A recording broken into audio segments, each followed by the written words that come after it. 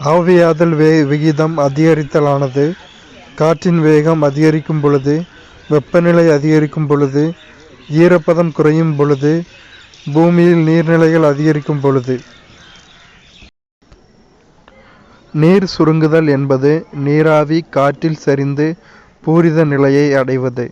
வெப்பக்காற்று குளிர்ந்த காற்றை விட அதிக நீராவியை தக்க வைத்துக் கொள்ளும். வெப்பநிலை குறையும் பொழுது காற்று பூரித நிலையை அடைகிறது.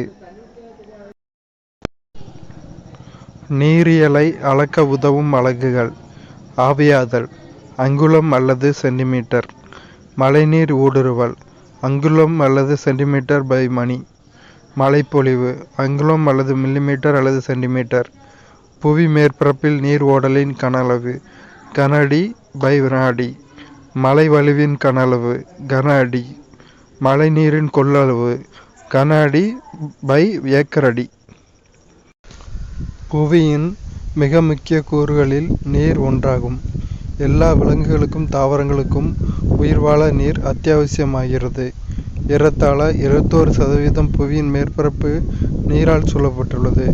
இதில் 2.8% தூய நீராகவும் 97.2% உப்பு நீராக கடலிலும் பெருங்கடலிலும் காணப்படுகிறது. நீரியல் சுழற்சி என்பது உலக அளவிலான ஒரு நிகழ்வு ஆகும். இது கடலிலிருந்து நீரை வளிமண்டலத்திற்கும், வளிமண்டலத்திலிருந்து புவிக்கும், புவியிலிருந்து மீண்டும் கடலுக்கு எடுத்து செல்லும் ஒரு சுழற்சி ஆகும்.